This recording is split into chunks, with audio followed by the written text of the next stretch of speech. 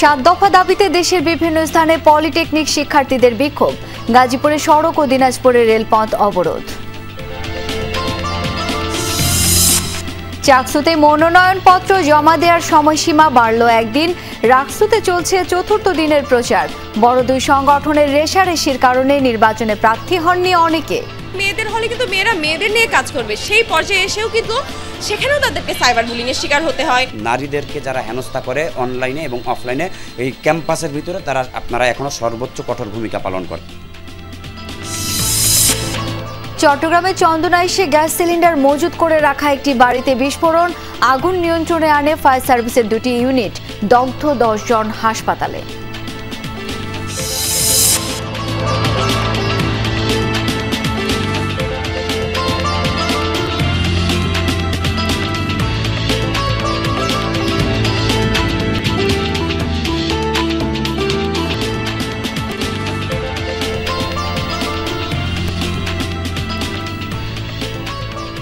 আমন্ত্রণ সংবাদ সারা দেশে, আপনাদের সাথে আছি আমি শাওন দত্ত।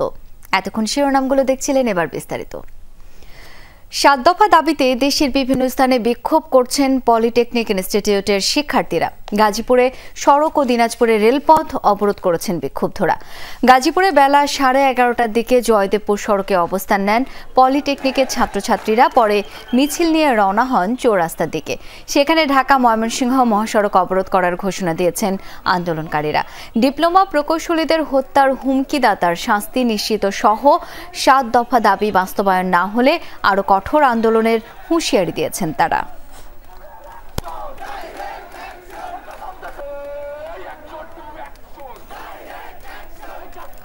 রেল ও সড়ক পথ অবরোধ করে বিক্ষোভ করছেন দিনাজপুর পলিটেকনিক ইনস্টিটিউটের শিক্ষার্থীরা। 7 দফা দাবিতে সকাল 9টা থেকে বালুবাড়ি দিনাজপুর পলিটেকনিক ইনস্টিটিউটের সামনে থেকে ফুলবাড়ি রেল ক্রসিং পর্যন্ত শিক্ষার্থীরা অবস্থান নেন। এতে ফুলবাড়ি হয়ে ঢাকা রুটে বাস ও ট্রেন চলাচল বন্ধ হয়ে যায়। ডিপ্লোমা ইঞ্জিনিয়ারদের মনোটেকনিক্যাল উপসহকারী প্রকৌশলীদের জন্য পদ সংরক্ষণ, 50% পদোন্নতি সহ বিভিন্ন দাবি তুলে ধরেন আন্দোলনকারীরা।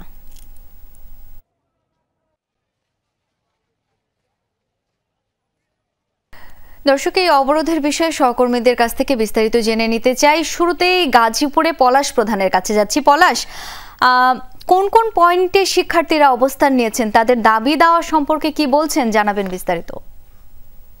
সড়ক সেখানে মূলত তারা অবরোধ করে বিক্ষোভ করছে। এরপরে ঢাকা ময়মনসিংহ মহাসড়ক যে হাইওয়ে সড়কটি রয়েছে সেখানে গিয়ে অবরোধ করে বিক্ষোভ করবে। এরপর সেখান থেকে তারা রেলও অবরোধ করার বিষয়টি দাবি জানিয়েছে, এমনটিও আসলে করবে। তবে তারা যে বিষয়টি বলছে যে তাদের যে 7 দফা যে দাবিগুলো রয়েছে সেই 7 দফা দাবির মধ্যে যদি আজকে চূড়ান্ত করা না হয় তারা কঠোর থেকে আরো কঠোর অবস্থানে যাবে, এমনটাই কিন্তু আসলে তারা বলছে।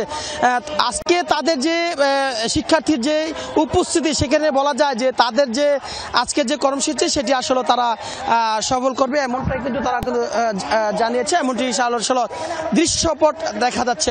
তবে শিক্ষার্থীরা তারা যে বিষয়টি বলছে যে 7 দফার সাথে আরো 4টি অভিযোগ তারা সংযুক্ত করেছে। সেই 4টি অভিযোগও কিন্তু তারা এখানে যারা তাদের নেতা রয়েছে তারা কিন্তু বলছিল যে এই 7 দফা দাবির মধ্যে আরো 4টি যে অভিযোগ সেই 4টি অভিযোগ যুক্ত হয়েছে। তারা কিন্তু বিভিন্ন বিষয় নিয়ে স্লোগান দিচ্ছে। তারা বলছে যে তাদের যে 10ম যে গ্রেডটি রয়েছে সেই 10ম গ্রেডের মধ্যে কেনই বা তারা এখানে অবস্থান করবে, এতে করে তাদের যে ভবিষ্যৎ অর্থাৎ তাদের যে এই 10ম গ্রেডে অবস্থানে যে আসলে যে থাকবে তাদের অনেকটাই সম্মুখীন বিপদমুখী হবে, এমনটা কিন্তু তারা জানিয়েছে। তারা বলছে যে তাদের যে যৌক্তিক দাবিগুলো রয়েছে সেই যৌক্তিক দাবি যদি আজকের মধ্যে না মানা না হয় সেক্ষেত্রে তারা আরো কঠোর আন্দোলনে সম্মুখীন হবে, এমনটা কিন্তু অভিযোগ করছে শিক্ষার্থীরা।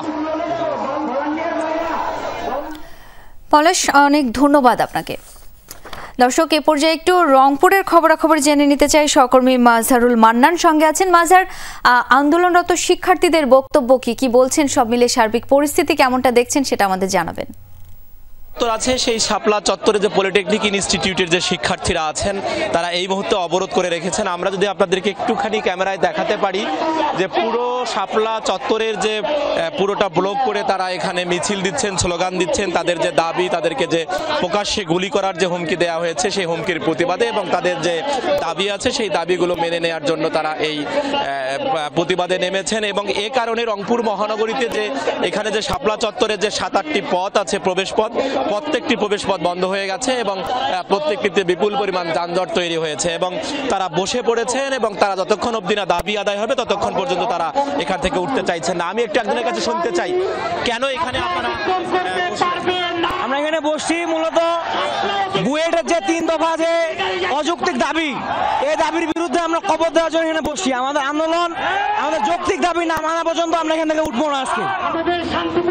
তারা একটা কমিটির কথাও বলছেন যে কমিটিটি করা হয়েছে সেই কমিটিটি অসম এবং একই সাথে তারা আরো যেটি বলবার চেষ্টা করছে সেটি হচ্ছে যে ডিগ্রি ডিপ্লোমাধারীদের যে 3 দফা দাবি, সেই 3 দফা দাবিকে তারা অযৌক্তিক বলছেন এবং তাদের বক্তব্য হলো ততক্ষণ অবধি না তাদের এই দাবি মেনে নেওয়া হবে ততক্ষণ পর্যন্ত তারা আন্দোলন চালিয়ে যাবে। মাজহার, ধন্যবাদ আপনাকে। দর্শক, একটু দিনাজপুরের খবরও জেনে নিতে চাই। মাহফুজুর হক এখন সঙ্গে আছেন। মাহফুজ, শিক্ষার্থীরা তো সড়কের পাশাপাশি রেলপথও অবরোধ করেছে, কখন থেকে পথে নেমেছে তারা? এই মুহূর্তের পরিস্থিতি কি একটু জানাবেন আমাদের? হ্যাঁ শাওন, আসলে সকাল উঠে গিয়েছে এই কারণে যে আইন শৃঙ্খলা বাহিনীর লোকজন বা সদস্যরা অবস্থান নিয়েছে অপোজিটে এবং তারা অবরোধ তুলে নেওয়ার জন্য অনুরোধ করেছে তাদেরকে এবং শিক্ষার্থীরা এখন মূলত আইন শৃঙ্খলা রক্ষাকারী বাহিনীর মুখোমুখি রয়েছে। আমরা এই মুহূর্তে দেখতেছি যে আইন শৃঙ্খলা বাহিনীর সাথে সদস্যদের সাথে শিক্ষার্থীরা কথা বলছে এবং এই শিক্ষার্থীরা যে তাদের দাবি হচ্ছে যে শিক্ষার্থীরা কথা বলছে এবং এই শিক্ষার্থীরা যে তাদের দাবি হচ্ছে যে জাতীয় পর্যায়ে যে কর্মসূচি রয়েছে এই কর্মসূচির সাথে কর্মসূচি অনুযায়ী দিনাজপুরও কর্মসূচি পালন করতেছে এবং এই কর্মসূচি অনুযায়ী তারা যতক্ষণ পর্যন্ত তাদের এই দাবিগুলো 7 দফা দাবি মানা হবে না ততক্ষণ পর্যন্ত তারা এই দাবি তাদের অবরোধ কর্মসূচি চালিয়ে যাবে এবং তারা রীতিমতো এখানে অবস্থান নিয়ে আছে। কিন্তু শিক্ষার্থীরা কথা বলতেছে তাদের সাথে এবং এই শিক্ষার্থীরা যতক্ষণ পর্যন্ত তাদের জাতীয় পর্যায় থেকে দাবি পূরণ না হবে ততক্ষণ পর্যন্ত তারা করবে না। আমরা একটু কথা বলতে চাই এই শিক্ষার্থীদের জন্য, তাদের কি দাবি, তারা কি বলতে চায়। আচ্ছা, আপনারা যে আন্দোলন করছেন মাহফুজ, আমরা শুনছিলাম আপনাকে, দেখতে পাচ্ছিলাম সরাসরি সেখানকার চিত্র। অনেক ধন্যবাদ আপনাকে। দর্শক, চট্টগ্রাম ছাত্র সংসদ নির্বাচন বা চাকসুতে মনোনয়নপত্র জমা দেবার সময়সীমা একদিন বাড়ানো হয়েছে। আমরা চাকসু এবং রাকসু 2 জায়গার খবরই একটু জেনে নিতে চাই। শুরুতেই চট্টগ্রাম থেকে যুক্ত হচ্ছেন সহকর্মী তারেক মাহমুদ।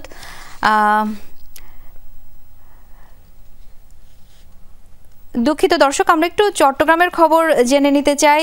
শহীদুল সুমন সঙ্গে আছেন। সুমন, কি কারণে সময়সীমা একটু বাড়ানো হয়েছে বিস্তারিত জানতে চাই আপনার কাছ থেকে। শাওন, সকালেই চট্টগ্রাম বিশ্ববিদ্যালয়ের শাখা ছাত্র দলের পক্ষ থেকে তাদের সাধারণ সম্পাদক এসেছিলেন তাদের দলীয় নেতাকর্মীদের নিয়ে। তারা একটি আবেদন করেছিলেন প্রধান নির্বাচন কমিশন বরাবর। তিনি আসলে দাবি করেছেন কিছু আহত শিক্ষার্থী, অর্থাৎ সাম্প্রতিক সময়ে স্থানীয়দের সাথে যে সংঘর্ষের ঘটনা ঘটছে ছাত্রদের, সেখানে কিছু শিক্ষার্থী আহত রয়েছেন। তারা এখন দেশের বিভিন্ন প্রান্তে তাদের গ্রামের বাড়িতে রয়েছে। তাদের কথা বিবেচনা করে কিংবা যারা গতকাল রাত পর্যন্ত মনোনয়নপত্র সংগ্রহ করেছেন তারা জমা দেওয়ার ক্ষেত্রে কিছুটা সময় যেহেতু ডোপ টেস্ট করে এসে আসলে জমা দিতে হচ্ছে, এই যে সময়টা আজকে একদিন সময় সেটি আসলে পর্যাপ্ত নয় এমন দাবি করেই সাধারণ শিক্ষার্থীদের পক্ষে ছাত্র দলের পক্ষ থেকে এই আবেদনটি করা হয়েছিল। এবং এই আবেদনের পরপরই আমরা দেখেছি নির্বাচন কমিশন তারা বৈঠকে বসছে এবং সেই বৈঠক থেকে সিদ্ধান্ত হয়েছে আজকে নয় আগামীকাল বিকেল 5টা পর্যন্ত মনোনয়নপত্র আসলে জমা দেওয়া যাবে এবং সেই মোতাবেকই আসলে এখানে নির্বাচন কমিশন কাজ করছে। তবে আমরা সকাল থেকে দেখছি প্রথম দিকে কিছুটা প্রার্থীদের সংখ্যা কম থাকলেও সময় বাড়ার সাথে সাথে সাথে কিন্তু মনোনয়নপত্র জমা দেওয়ার যে সংখ্যা সেটি আসলে বাড়ছে। আমরা তবে একটা জিনিস লক্ষ্য করছি, ছাত্রীদের সংখ্যা কিছুটা বেশি, অর্থাৎ তারা মনোনয়নপত্র যথাসময়ে যেমন নিয়েছেন তারা কিন্তু যথাসময়ে সেই মনোনয়নপত্রটি জমা দিচ্ছে। তবে এখনো পর্যন্ত কি পরিমাণ মনোনয়নপত্র জমা পড়েছে সেই বিষয়টি নির্বাচন কমিশন নিশ্চিত করেনি। আগামী 12 অক্টোবর সব ঠিক থাকলে কিন্তু এই যে নির্বাচনের তারিখ আগেই ঘোষণা করেছে নির্বাচন কমিশন, সেই মোতাবেকই তারা নির্বাচন করার জন্য আসলে বদ্ধপরিকর এবং সেই মোতাবেক তারা কাজ করছে। শাওন, অনেক ধন্যবাদ শহীদুল সুমন আপনাকে। আমরা চট্টগ্রাম বিশ্ববিদ্যালয়ের খবর জানছিলাম, এদিকে রাজশাহী বিশ্ববিদ্যালয়ে শুরু হয়েছে গণসংযোগ, সেই খবর জানবো। তারেক মাহমুদ সঙ্গে আছেন। তারেক, কি প্রতিশ্রুতি দিচ্ছেন প্রার্থীরা? ক্যাম্পাসে নির্বাচনের আমেজ এখন কেমন দেখছেন? শাওন, সকাল থেকে নির্বাচনী আমেজ সেটি চোখে পড়ার মতোই, এবং প্রার্থী রয়েছেন সকলে বিভিন্ন জায়গায়, যে একাডেমিক ভবনগুলো রয়েছেন এবং পাশাপাশি যে গুরুত্বপূর্ণ জায়গাগুলো রয়েছেন, টুকিটাকি চত্বর, পরিবহন মার্কেট, সিলসিলা থেকে শুরু করে শহীদুল্লাহ কলা ভবন, আমতলা, সকল জায়গাতেই আসলে প্রার্থীরা তারা নেমে পড়েছেন। এবং আমি যতটুকু দেখছি যে রাজশাহী বিশ্ববিদ্যালয়ে আসলে দলগতভাবে যেমন ছাত্র শিবির, ছাত্রদল তাদের পক্ষ থেকে কিন্তু নামা হলেও যারা স্বতন্ত্র প্রার্থীরা বলা যায় যে তারা কিছু কৌশল অবলম্বন করছেন, এবং এর মধ্যে তারা যে নিজে প্রার্থী তিনি নিজে আসলে যারা ভোটার রয়েছে তাদের দ্বারে দ্বারে যাচ্ছেন, গিয়ে নানা প্রতিশ্রুতি দিচ্ছেন। যেমন রাজশাহী বিশ্ববিদ্যালয়ের যে সবথেকে বড় যে সমস্যাটি আবাসন সমস্যা, এবং এখানে খাবারের মান উন্নয়ন, হল এবং ক্যান্টিনের, সেই বিষয়গুলো নিয়ে আলোকপাত করছেন। সেই সাথে সাথে রাজশাহী বিশ্ববিদ্যালয়ের আবাসিক অনাবাসিক শিক্ষার্থীদের যে সার্বিক যে নিরাপত্তার বিষয়টি সেটিও কিন্তু তুলে ধরছেন।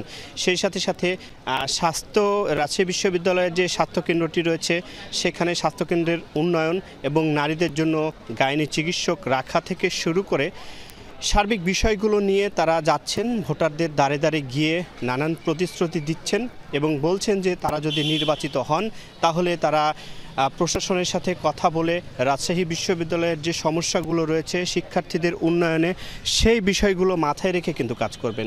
সকাল থেকে আমি যেমন দেখেছি ছাত্রদল মনোনীত ঐক্যবদ্ধ নতুন প্রজন্ম প্যানেল, ছাত্র শিবির সমর্থিত সম্মিলিত ছাত্রজোট এবং এই আধিপত্য বিরোধী ছাত্র এবং রাকসু ফর রেডিক্যাল চেঞ্জ সহ সকল মোট 12টি প্যানেল তারা মাঠে নেমেছেন। সেই সাথে সাথে যারা স্বতন্ত্র প্রার্থী রয়েছেন সব জায়গাতেই আসলে প্রচারণা চলছে। বলা যায় যে ভোটের যে আমেজ সেটি রাজশাহী বিশ্ববিদ্যালয়ে এখন চলছে। শাওন, অনেক ধন্যবাদ তারেক আপনাকে। রাকসু নির্বাচনে 12টি প্যানেল ঘোষণা করা হয়েছে, তবে ছাত্রদল ও ছাত্র শিবির সমর্থিত 2টি ছাড়া পূর্ণাঙ্গ প্যানেলে প্রার্থী দিতে পারেনি অন্যরা। অভিযোগ, রাজনৈতিক দলের ছায়ায় মূল ফ্যাক্টর। অন্যদিকে প্রার্থী সংকট থাকায় 7টি হল সংসদে বিনা প্রতিদ্বন্দ্বিতায় বিজয়ী হয়েছেন 42 প্রার্থী। তাছাড়া 4টি ছাত্রী হলের একটি করে পদে কোনো প্রার্থী পাওয়া যায়নি। রাকসু নির্বাচনে প্রচারণা শুরু হয়েছে, তবে বেশিরভাগ প্যানেলই সব পদে প্রার্থী দিতে পারেননি।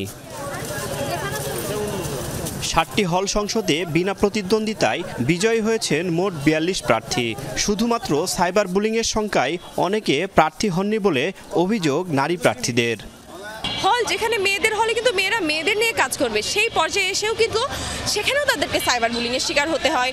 রাকসুকে তারা অনেকেই আসলে রাজনৈতিক প্ল্যাটফর্ম মনে করে এবং দলীয় রেজুর ভিত্তিক যে একটা প্রভাব থাকে এবং যে বিগত সময়ে রাজনৈতিকতা সেটা আসলে সাধারণ নারী শিক্ষার্থীদের কিন্তু রাজনীতি বিমুখ করেছে। অনেক বিষয় থাকে, কিছুটা হচ্ছে ভয় ভীতিকর একটা পরিস্থিতি থাকে একটা নির্দিষ্ট দলীয়, বা সেটা হচ্ছে সবসময় যে প্রকাশিত হবে সেটা না, সাবকনসিয়াসলি অনেক বিষয় কিন্তু ঘটে, অভ্যন্তরে অনেক ঘটনা ঘটে।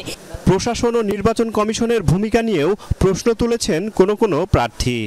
গণমাধ্যমের মাধ্যমে আমি প্রশাসনকে উদাত্ত আহ্বান জানাতে চাই যে এই মুহূর্ত থেকে এখন থেকে আপনারা নারীদেরকে যারা হেনস্থা করে অনলাইনে এবং অফলাইনে এই ক্যাম্পাসের ভিতরে আপনারা এখনো সর্বোচ্চ কঠোর ভূমিকা পালন করেন। যদিও রাকসু নির্বাচন কমিশন বলছে সাইবার বুলিং নিয়ে তারা যথেষ্টই তৎপর।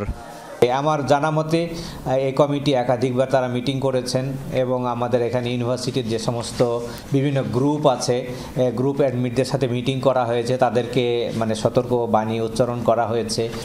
সংশ্লিষ্টরা বলছেন, সম্প্রতি ডাকসু নির্বাচনের শুরুতেই বড় দুই ছাত্র সংগঠনের রেষারেষি ও উত্তেজনায় অনেকে নির্বাচনে অংশগ্রহণের আগ্রহ থাকলেও ফর্ম উত্তোলন করেননি। আবার কোনো নির্দিষ্ট রাজনৈতিক দলের পরিচয়ে পরিচিত হতে আগ্রহী না হওয়ায় অনেকেই প্যানেলের বাইরে থেকে স্বতন্ত্র প্রার্থী হয়েছেন।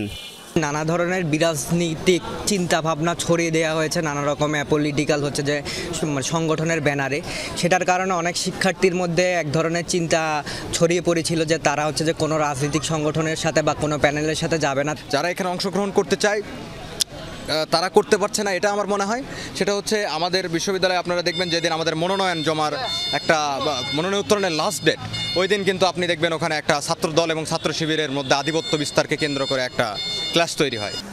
রাকসুর প্রধান রিটার্নিং কর্মকর্তা বলছেন, দীর্ঘদিন পর রাকসু নির্বাচন অনুষ্ঠিত হতে যাচ্ছে, সে কারণে সবাইকে এর গুরুত্ব অনুধাবন করতে না পারায় অনেক প্যানেল সব পদে প্রার্থী দিতে পারেননি। আমরা সর্বাত্মকভাবেই চেষ্টা করছি তাদের সর্বোচ্চ তাদের নিরাপত্তা দেয়া, তাদের মান সম্মান ইজ্জত সব কিছুকে যাতে সুন্দরভাবে আমরা সংরক্ষণ করতে পারি। তারিক মাহমুদ, যমুনা নিউজ, রাজশাহী। চট্টগ্রামের চন্দনা এসে গ্যাস সিলিন্ডার মজুত করে রাখা একটি বাড়িতে বিস্ফোরণের ঘটনায় কমপক্ষে 10 জন দগ্ধ হয়েছে। ভোরে বৈতলী ইউনিয়নের চরপাড়ায় এই দুর্ঘটনা ঘটে। স্থানীয়রা জানায়, চরপাড়ার ওই সিলিন্ডারের গুদামে হঠাৎ বিস্ফোরণ ঘটে।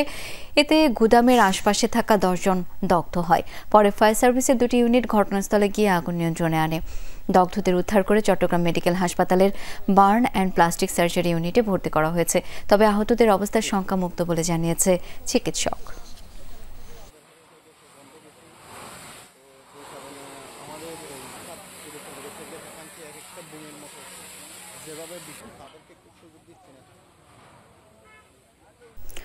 সতেরো বিয়ে করা বরিশাল বিভাগীয় বন কর্মকর্তা কবির হোসেন পাটোয়ারিকে সাময়িক বরখাস্ত করা হয়েছে। সংযুক্ত করা হয়েছে রংপুর বন বিভাগে। অসদাচরণের অভিযোগে তাকে বরখাস্ত করে মঙ্গলবার প্রজ্ঞাপন জারি করা হয়েছে। তার বিরুদ্ধে অভিযোগ উঠেছে, চাকরির সুবাদে বিভিন্ন জেলায় বদলি হয়ে সরকারি পদমর্যাদা ব্যবহার করে 17টি বিয়ে করেছেন কবির হোসেন পাটোয়ারি। এরপর যৌতুকের জন্য স্ত্রীদের উপর নির্যাতন চালাতেন এই বন কর্মকর্তা। সম্প্রতি বিষয়টি জানাজানি হলে বন বিভাগের ঊর্ধ্বতন কর্তৃপক্ষের কাছে অভিযোগ দিয়েছেন একাধিক স্ত্রী। বন কর্মকর্তা কবির হোসেনের বিচার দাবিতে মানববন্ধন হয়েছে বরিশালে। দৃষ্টান্তমূলক শাস্তি চেয়েছেন স্বজনরা, তবে এসব অভিযোগের বিষয়ে কথা বলতে রাজি হননি বিভাগীয় এই বন কর্মকর্তা।